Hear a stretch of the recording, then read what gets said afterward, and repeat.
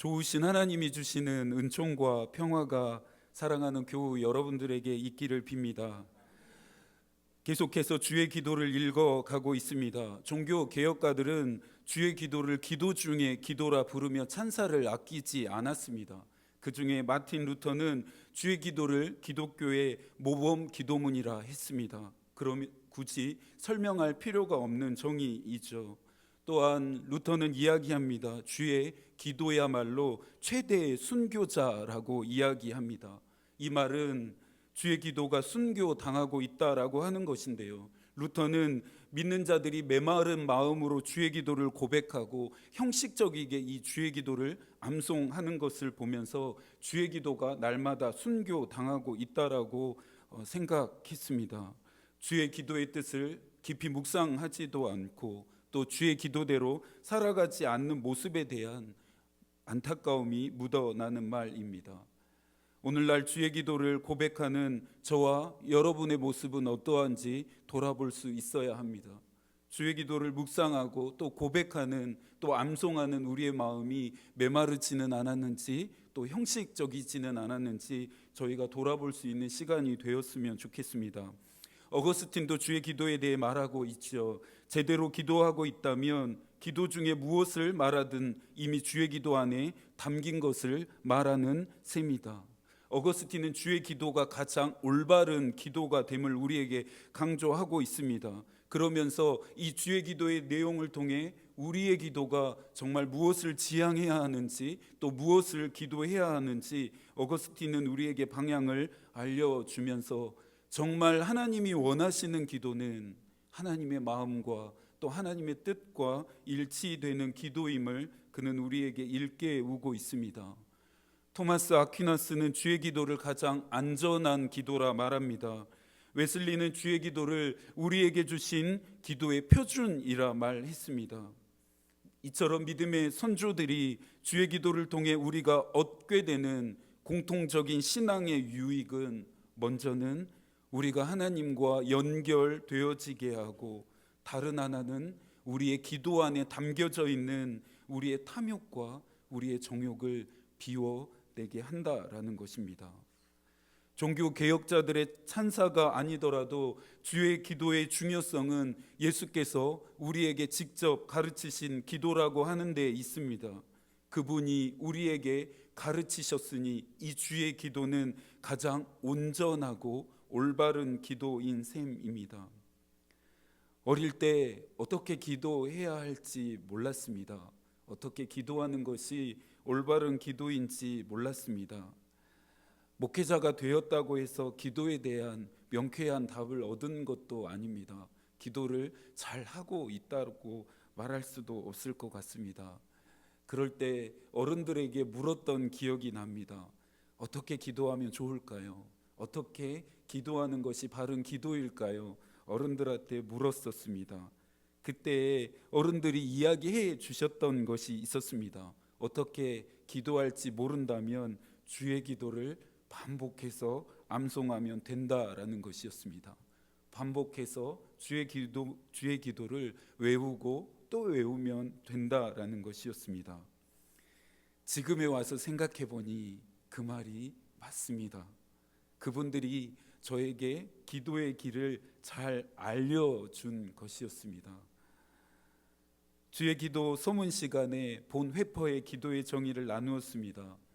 본 회퍼는 우리는 그의 가르침을 따라 우리는 기도할 수 있는 것이고 우리의 기도는 그렇기 때문에 언제나 그의 말씀에 매인 기도여야 한다라고 그가 말합니다.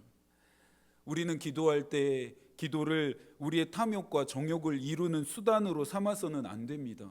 마치 요술램프의 지니에게 소원을 이루어 달라고 비는 것처럼 우리의 기도가 저급한 주문이 되어서도 안 되겠지요. 예수의 가르침을 따라 우리는 기도할 수 있어야 합니다. 우리의 기도는 언제나 말씀에 매인 기도여야 합니다. 나의 탐욕과 정욕을 또 줄이고 비워내면서 그 자리에 하나님의 뜻과 하나님의 마음으로 채워갈 수 있어야 합니다. 땅의 것이 아닌 하늘의 것을 향할 수 있어야 합니다. 어쩌면 예수께서 우리에게 주의 기도를 가르치신 것도 이와 같은 탐욕과 정욕이 하나님의 뜻과 마음보다 앞서지 않도록 경계하기 위함 때문이었는지도 모르겠습니다. 그렇다고 해서 오해하지 않으셔야 합니다. 하나님이 우리의 필요와 우리의 간구나 우리의 소원의 제목을 들어주시지 않는다라고 오해하지 않으셔야 합니다. 하나님 앞에 기도할 때에 우리의 필요나 우리의 간구나 우리의 소원이나 우리의 있어야 할 것들을 하나님께 기도하지 않아야 된다라고 말하는 것이 아닙니다. 하나님 좋으신 분이시죠. 우리의 기도를 들으시는 분이십니다. 우리의 작은 신음에까지 응답하시는 그런 좋으신 하나님이십니다. 우리의 기도를 들으시죠. 우리의 간구와 필요에 그분이 응답하십니다. 우리의 소원의 제목에 그분이 역사하십니다. 우리의 있어야 할 것이 무엇인지 그분이 너무나도 잘 알고 계신다라고 말씀하십니다. 지금 우리가 이야기하고 있는 것은 무엇입니까? 우선순위에 대한 이야기입니다. 우리가 기도할 때 먼저 무엇을 기도해야 하는지 우선순위에 대한 이야기를 저희가 하고 있습니다. 예수께서 마태복음 6장 33절에서도 말씀하시죠. 먼저 그의 나라와 의를 구하라. 그리하면 이 모든 것을 너희에게 더하시리라. 우리의 필요보다, 우리의 간구의 제목보다, 우리에게 있어야 할 것보다, 우리의 소원의 제목보다 우리가 먼저 구해야 할 것, 우리가 우선순위로 구해야 할 것은 주님의 나라입니다. 주님의 의입니다. 그분의 뜻과 그분의 마음을 위해 기도하는 것이 먼저입니다. 이처럼 주의 나라와 의를 먼저 구하기 시작할 때 나의 탐욕과 나의 정욕을 내려놓고 나의 필요와 나의 기도의 제목과 나의 간구와 나의 소원의 제목을 먼저 내려놓고 기도하기 시작할 때 그 다음에 모든 것이 더해지는 은총이 우리에게 있게 되어진다라는 것입니다. 오늘 살펴보고 싶은 주의 기도의 내용은 이름이 거룩히 여김을 받으시오며입니다. 주의 기도를 읽어가면서 저와 여러분이 기억해야 할 점이 있습니다. 주의 기도는 개인적이거나 수동적인 차원의 기도가 아니라는 점입니다. 그 이유는 주의 이 기도가 마태복음에 위치하고 있는 그 지점 때문입니다. 마태복음 5장부터 7장까지는 너무나 유명한 산상수훈이라 불리우는 예수께서 산 위에서 가르친 복음의 정수들을 기록하고 있는 본문입니다. 이 안에 지금 우리가 읽어가고 있고 묵상하고 있는 주의 기도가 위치하고 있습니다. 산상수훈은 믿는 자들로 하여금 어떤 정신과 가치를 따라 살아야 하는지를 우리에게 도전하고 있습니다. 예수를 따르는 자들, 예수의 제자라 불리우는 자들은 세상 한가운데서 어떤 삶을 살아야 하는지를 도전하고 있는 이야기가 바로 산상수훈, 산 위의 가르침 안에 들어있는 이 주의 기도이기도 합니다. 그래서 산상수훈 안에 포함되어져 있는 주의 기도는 1차적으로는 기도의 원칙이 되어진다라고 하는 점에서 중요하고 2차적으로는 이 기도가 실제가 되어야 하고 현실이 되는 삶까지 나아가야 함을 도전하고 있다라고 하는 점에서 중요합니다. 주의 기도는 그런 점에서 공적이며 능동적인 기도입니다. 병법으로 말하자면 세상의 정신들, 세상의 가치들로부터 우리의 영혼을 지켜내도록 하나님이 방어할 무기로 우리에게 주신 것이 아닙니다. 세상의 정신과 가치, 사단의 도전과 위협들을 바꾸고 부서뜨리는 공격용 무기로 우리에게 주신 것이 주의 기도임을 깨달아야 합니다. 어떤 기도가 능력 있는 기도일까요? 어떻게 기도하면 기도에서 능력이 나타나게 될까요? 기도하고 계시죠? 여러분들의 기도는 능력이 있는 기도인가요? 여러분들의 기도를 통해 능력이 나타나고 있는 걸까요? 기도의 능력은 오래 기도하는 데 있지 않습니다. 화려한 미사여구를 사용해서 기도하는 데 있지 않습니다. 신령한 방언들로만 기도하는 데 있지 않습니다. 진짜 기도의 능력은 기도한 대로 사는 데 있습니다. 기도하는 것처럼 살려고 하는 검질긴 실천의 기도의 능력은 있습니다. 기도의 능력은 나의 기도가 곧 나의 삶이 되고 나의 기도가 곧 나의 메시지가 되게 하려고 하는 데 있음을 저와 여러분은 기억해야 할 것 같습니다. 제임스 패커라고 하는 인물이 있습니다. 타임지가 선정한 가장 영향력 있는 복음주의자 25명 안에 들어간 인물이기도 합니다. 25명 안에 선정되어질 만큼 복음주의 운동에 앞섰던 사람이기도 합니다. 제가 즐겨 읽고 또 좋아하는 글들을 쓴 알리스토 맥그라스라고 하는 사람은 이 제임스 패커에 대해서 말했습니다. 하나님을 알고 하나님을 사랑한 신학과 삶을 통합한 삶의 신학자이다라고 하는 평가를 했습니다. 그런 제임스 패커가 주의 기도의 의미를 이야기했습니다. 예수께서는 우리가 우리의 태도와 생각과 요구를 그의 기준에 맞출 때, 다시 말하면 예수께서 일러주신 기도의 전형에 부합하는 기도를 드릴 때 하나님은 우리의 기도를 기쁘게 받으신다. 진정한 능력 있는 기도는 하나님이 기쁘게 받으시는 기도입니다. 진짜 능력 있는 기도는 하나님이 원하시는 기도입니다. 진짜 능력 있는 기도는 하나님의 마음과 하나님의 뜻을 붙들고 하는 기도가 정말 능력 있는 기도입니다. 저와 여러분이 그러한 기도를 드리실 수 있었으면 좋겠습니다. 하나님의 마음과 하나님의 뜻과 일치하는 기도가 우리의 기도의 가장 우선순위가 되었으면 좋겠습니다. 겟세마네 동산에서 아버지의 뜻과 일치를 위해 피땀 흘리며 기도하셨던 주님처럼 말이죠. 겟세마네에서 기도하셨던 그 주님의 기도가 우리의 기도가 되어야 합니다. 아버지의 뜻과 일치를 이루기 위해서 피와 땀을 다 쏟으시면서 기도하셨던 그 주님의 애씀이 우리가 기도하는 시간 안에 있어야 한다라는 것입니다. 이 기도는 모든 인류의 죄와 사망의 범을 끊는 능력이 되었습니다.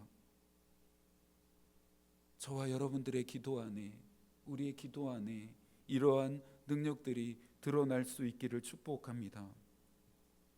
이름이 거룩히 여김을 받으시오며라고 하는 이 기도의 내용을 이해하기 위해서는 저희가 두 가지의 단어를 먼저 살펴보아야 합니다. 하나는 이름이고요, 또 하나는 거룩이라고 하는 단어입니다. 먼저는 거룩이라고 하는 단어를 살펴보고 싶습니다. 예수께서 기도를 가르치시면서 하나님의 이름이 거룩히 여김을 받으시도록 기도하라고 가르치셨습니다. 저와 여러분은 이름이 있습니다. 이름이 없는 사람은 없겠죠. 저의 이름은 김희선입니다. 그렇다면 하나님의 이름은 무엇일까요? 하나님의 이름은 무엇일까요? 목사님, 하나님의 이름은 하나님 아닌가요? 라고 생각하시고 또 이야기하실 수 있겠죠. 엄밀히 말하자면 하나님은 하나님의 이름이 아닙니다. 우리가 믿는 유일하신 그분을 부르는 호칭이자 비유입니다. 하나님을 부르는 대표적인 또 다른 말이 있죠. 여호와입니다. 유대인들은 하나님의 이름을 함부로 부르지 못했다고 합니다. 감히 부를 수 없었겠죠. 그래서 히브리어에서 하나님의 이름을 나타내는 가장 위대한 자음 4개를 사용해서 위대하신 하나님의 이름을 대신해서 불렀는데요, 그것이 바로 여호와입니다. 그렇다고 해서 이것 역시 정확한 하나님의 이름이라고 할 수는 없습니다. 여호와 이레, 여호와 니시, 여호와 샬롬, 여호와 라파, 엘로임, 엘샤다이, 아도나이 등과 같은 이름들도 그렇습니다. 이런 것들도 정확한 하나님의 이름은 아닙니다. 하나님의 이름이라고 하기보다는 하나님의 어떠하심, 하나님의 존재 방식을 나타내는 비유이라는 것입니다. 마치 여러분이 저를 다른 누군가에게 소개할 때처럼 말입니다. 너는 어느 교회에 다니고 있어? 너네 교회 목사님은 어떤 분이시니? 하고 물어보는 사람들에게 우리 목사님은 김희선이야 라고 대답하지 않으시겠죠. 우리 목사님 좋으신 분이야, 괜찮으신 분이야, 사랑이 많으신 분이야 라고 이렇게 말하지 않을까요? 저만의 생각일 수도 있습니다. 여러분들 그렇게 생각하지 않으실 때 저만의 생각일 수도 있겠죠. 하나님을 설명하는 비유도 이렇습니다. 사실 하나님의 이름은 없습니다. 너무나 이상하죠. 어떻게 하나님의 이름이 없을 수 있지? 너무나 이해가 가지 않습니다. 모든 피조세계에 존재하는 것들의 이름을 있게 하시고 이름을 명명하신 그분은 이름이 없다라는 것이 이해가 되지 않습니다. 창조자이신 그분에게 어떻게 이름이 없을 수 있을까요? 결론적으로 말씀을 드리자면 이름이 없어야 하나님이 되시기 때문입니다. 출애굽기 3장은 모세가 하나님의 부름을 받게 된 사건을 기록하고 있는 유명한 장입니다. 400년이 넘는 시간 동안 이집트에서 종살이하던 히브리인들의 고통의 소리가 하늘 꼭대기까지 닿았다라고 기록하고 있습니다. 하나님이 그 소리를 들으시죠. 히브리인들의 고통의 소리, 신음의 소리, 슬픔과 아픔의 소리, 억압의 소리에 하나님이 반응하시고 그들을 해방시키기로 결정하십니다. 이 위대한 해방의 여정을 이끌 사람이 필요했습니다. 그 사람으로 하나님은 모세를 선택하십니다. 이것이 3장 1절부터 12절까지의 내용입니다. 모세가 하나님의 뜻을 따르기로 결정합니다. 위대한 사명 앞에 자신의 삶을 드리기로 하나님 앞에 순종합니다. 그런데 모세의 입장에서 하나님의 이 부르심을 따르는 데에 확실하게 하고 싶은 점이 한 가지가 있었습니다. 3장 13절인데요. 모세가 하나님께 아뢰되 내가 이스라엘 자손에게 가서 이르기를 너희 조상 하나님이 나를 너희에게 보내셨다 하면 그들이 내게 묻기를 그의 이름이 무엇이냐 하리니 내가 무엇이라고 그들에게 말하리이까. 하나님 좋다 이겁니다. 하나님 그 위대한 일에 나를 부르신다 하시니 제가 그러면 따르겠습니다. 순종하겠습니다. 그런데 하나님, 히브리인들에게 가서 하나님이 너희들을 해방시키고 적과 꿀이 흐르는 땅으로 보내시겠다라고 말할 때 그들이 묻지 않을까요? 네가 뭔데? 누가 도대체 너를 우리에게 보냈는데 이런 이야기를 우리에게 하는 것이냐라고 물을 때 내가 누가 보냈다라고 하는, 하나님이 나를 보내셨다라고 하는 하나님의 이름이 저에게 있어야 되지 않겠습니까? 라고 모세가 이야기합니다. 바로에게 찾아가서 이야기하겠습니다. 하나님의 백성을 내놓으라, 히브리인들을 이 땅에서 나가게 하라라고 내가 말할 텐데 바로가 저에게 이야기하지 않을까요? 네가 뭔데? 도대체 누가 그걸 시키더냐? 라고 물을 때 하나님이라고 하는 자, 그분이 이것을 명령하신다라고 말하면서 내가 하나님의 이름을 말해야 되지 않을까요? 라고 모세는 하나님에게 질문하고 있습니다. 지금도 이름은 중요합니다. 고대 근동에서도 이름은 중요했습니다. 곧 이름이 존재이고 능력이었기 때문입니다. 모세는 바로왕 앞에 가서 이야기할 때, 히브리 백성들에게 이야기할 때 그것을 드러낼 하나님의 이름이 필요했던 것입니다. 그런데 이런 동문서답도 없습니다. 모세의 질문에 하나님이 너무나 엉뚱한 대답을 하십니다. 이어지는 14절입니다.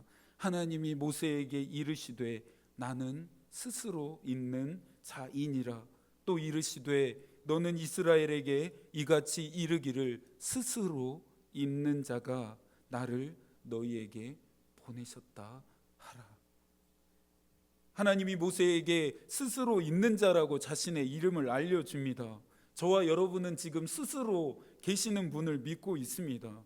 조금 전에 하나님은 이름이 없기 때문에 하나님 될 수 있다라고 하는 것 잊지 않으셨죠? 하나님은 스스로 있는 분이기 때문에 하나님이 되십니다. 점점 난해해지죠. 점점 이해할 수 없는 이야기들을 하고 있는 것처럼 들리시죠. 그렇다면 설명을 조금 더 들어보시겠어요? 요즘에 반려동물과 함께하는 사람들이 참 많아지고 있습니다.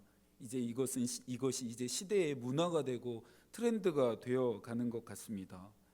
반려동물을 들이면서 가장 먼저 하는 일은 이름을 짓는 일이겠지요. 사계절로 이름을 지어본다면 봄이라 부르기도 하고 여름이라 부르기도 하고 가을이나 겨울로 부르게 될 것 같습니다. 그런데 이처럼 반려동물의 이름을 지어주면서 주인은 반려동물과 상의하지 않습니다. 너의 이름을 무엇으로 지어주면 좋을까? 너의 이름을 무엇으로 하면 좋을 것 같아? 저의 이름을 봄이라 지어주세요. 저의 이름은 여름이라 지어주세요. 저의 이름은 가을이고 싶어요. 이렇게 합의하에 이름을 짓지 않습니다. 주인 마음대로 짓습니다. 왜 주인 마음대로 이름을 짓습니까? 주인이기 때문입니다. 반려동물보다 더 크고 위대한 존재이기 때문입니다. 반려동물보다 더 크고 더 대단한 존재이기 때문입니다. 반려동물보다 더 위에 있는 존재이기 때문입니다. 그렇다면 왜 하나님의 이름이 없는지 눈치채시겠죠. 이름은 나보다 더 위대한 사람이 짓는 것입니다. 이름은 나보다 더 크고 높으신 존재가 짓는 것입니다. 나보다 더 높은 자가 이름을 명명하는 것입니다. 만약 하나님의 이름이 있다라면 어떻게 됩니까? 하나님의 이름이 있으면 어떻게 되는 것일까요? 하나님보다 더 크고 위대한 어떤 존재가 있음이 되는 것입니다. 하나님의 이름을 명명한 하나님보다 더 크고 더 위대하고 더 놀라운 존재가 있다라는 것이 됩니다. 하나님의 이름은 없습니다. 그렇기 때문에 하나님이 되실 수 있습니다. 그분은 피조된 존재가 아니기 때문입니다. 스스로 계시는 분, 스스로 있는 자이시기 때문입니다. 그렇기 때문에 하나님의 이름이 없는 것이죠. 그러니 하나님이 되실 수 있습니다. 저와 여러분은 온 땅과 하늘을 만드신 그리고 모든 피조 세계를 말씀으로 있으라 명령하신 그 위대한 하나님을 믿고 있습니다. 그 하나님이 저와 여러분을 창조하셨습니다. 그 하나님이 저와 여러분을 이 세상에 있게 하셨습니다. 그 하나님이 저와 여러분을 이 세상에 있게 하신다 말씀하시니 이 아침에 그 있으라 하심이 얼마나 큰 위로가 되고 얼마나 큰 힘이 되는지 모르겠습니다. 예수께서 기도를 가르치시면서 하나님의 이름이 거룩히 여김을 받게 되어지기를 기도하라 가르치십니다. 이 기도가 완성되려면 한 가지 더 살펴볼 게 있죠. 바로 거룩함입니다. 거룩은 히브리어 코데시라고 하는 단어에서 왔습니다. 이 단어는 잘라내다, 분리하다, 구별되어지다라고 하는 뜻을 가지고 있는 말입니다.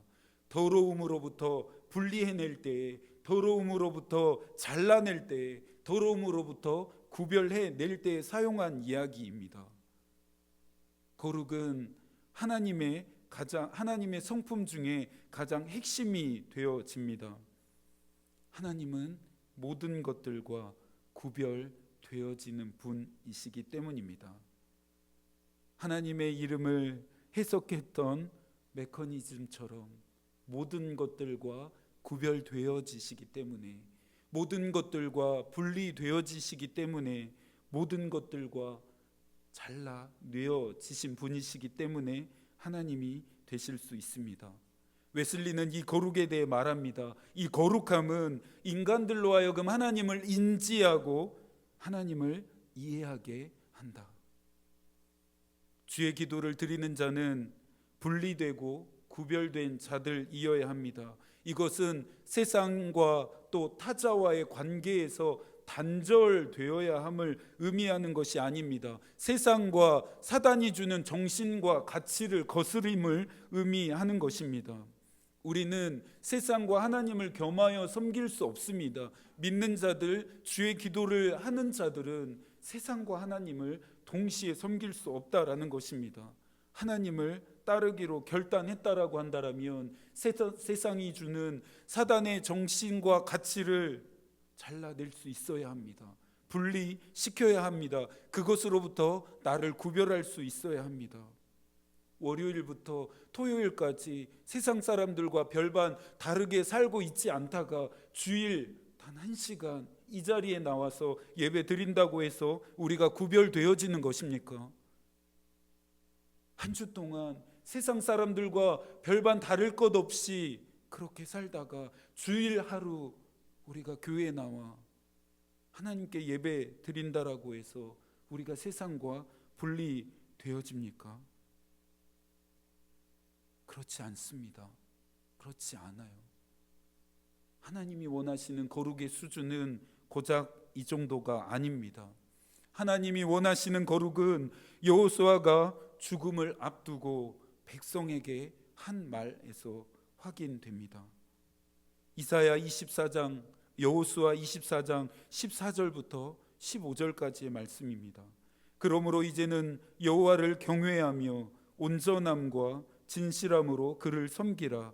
너희의 조상들이 강 저쪽과 애굽에서 섬기던 신들을 치워버리고 여호와만 섬기라. 만일 여호와를 섬기는 것이 너희에게 좋지 않게 보이거든 너희 조상들이 강 저쪽에서 섬기던 신들이든지 또 너희가 거주하는 땅에 있는 아모리 족속의 신들이든 너희가 섬길 자를 오늘 택하라. 오직 나와 내 집은 여호와를 섬기겠노라. 젖과 꿀이 흐르는 땅을 정복하고 약속의 땅으로 취하는 위대한 여정이 끝이 납니다. 이 일에 가장 먼저 앞섰던 모세가 있었죠. 그 뒤에 여호수아가 이 위대한 사명을 건네 받았습니다. 여호수아를 통해 하나님이 이 위대한 사명 또 이스라엘 백성들에게 주신 약속을 성취하셨습니다. 여호수아의 사명이 끝나죠. 하나님의 부르심을 받게 됩니다. 죽음을 앞둔 여호수아가 모든 이스라엘 백성들을 모읍니다. 그 이스라엘 백성들에게 여호수아가 유언이 되는 또 유언과 같은 이야기를 하면서 말하는 것이 오늘 읽은 이 여호수아 24장 14절부터 15절까지의 말씀입니다. 너희가 누구를 섬길지 선택하라는 것입니다. 온전함과 진실함으로 하나님을 섬겨야 한다라고 말합니다. 너희가 그동안 섬겨왔던 이집트에서 섬겨왔던 애굽 저쪽에서 섬겨왔던 그 신들을 모두 다 치워버리고 하나님 아버지 한 분만을 섬기라는 것입니다. 여호와를 섬기지 않을 거면, 그런데도 하나님을 섬기지 않을 거면 너희가 애굽에서 섬기던 신을 계속해서 섬기기로 선택하든지 아니면 너희가 발을 딛고 있는 이 땅에 있는 아모리 족속들의 신들을 섬길 것인지 너희가 선택하라는 것입니다. 그러면서 여호수아는 말하죠. 오직 나와 내 집은 여호와만 섬기겠다. 이것이 하나님의 약속, 위대한 사명이 성취되고 이루어지며 마지막 죽음 앞에 있는 여호수아의 고백이고 선언이었습니다. 하나님을 섬기겠다라고 하는 결단은 곧 거룩하게 살겠다라고 하는 결단입니다. 레위기 19장 2절의 말씀처럼 나는 거룩하니 너희도 거룩하라라고 하는 그 말씀을 따라 살겠다라고 하는 맹세입니다. 그렇다면 이 거룩은 어떻게 실천되어집니까? 주의 기도가 산상수훈 안에 위치하고 있음을 잊지 않으셨죠. 그 안에 길이 있습니다. 하나님이 우리에게 원하시는 거룩은 마음을 가난하게 하는 것입니다. 애통하게 하는 것입니다. 온유해지는 것입니다. 의에 줄이고 목이 마른 삶을 살아가는 것입니다. 긍휼히 여기는 것입니다. 마음을 청결하게 하고 화평을 이루는 것입니다. 의를 위하여 욕을 먹고 박해를 받는 것이 거룩한 삶입니다. 세상은 이렇게 사는 것을 어리석다 말하겠지요. 미련하다라고 말하겠지요. 무가치한 것들로 여기고 있습니다. 그러나 하나님을 믿는 자들, 하나님의 자녀 된 자들, 주의 기도를 드리는 자들은 기꺼이 이 길을 걸어가는 자들입니다. 세상과 사단의 가치와 정신으로부터 나를 분리하고 내가 단절되게 하고 구별되어지게 하는 사람들입니다. 주의 기도는 예수를 따르는 자들의 삶의 방식이 되어야 합니다. 주의 기도는 또 이 주의 기도를 통해 거룩한 삶을 살아내기로 결정하는 자들은 자신들만 거룩해지는 것을 넘어서서 세상이 거룩해지도록 기도할 수 있는 자들이어야 합니다. 세상이 거룩해지는 일에 참여하는 자들이어야 합니다. 세상에서 주의 이름이 거룩히 여김을 받으시게 하는 자들이어야 합니다. 이것은 곧 세상의 모든 곳에 하나님의 영광이 선포되고 하나님의 이름이 찬송을 받으시게 함을 의미합니다. 어떻게 이것이 가능할까요? 어떻게 이런 일들이 일어날까요? 거룩한 자들이 있는 곳에, 거룩한 자들이 있는 곳에서는 죄와 사망의 법이 끊어집니다. 거룩한 자들이 있는 곳에서는 불의와 불법과 악행과 모든 폭력들이 멈추게 됩니다. 하나님을 아는 것을 대적하여 높아진 모든 것들이 거룩한 삶을 사는 자들이 있는 곳에서 모두 다 허물어지고 무너지게 됩니다.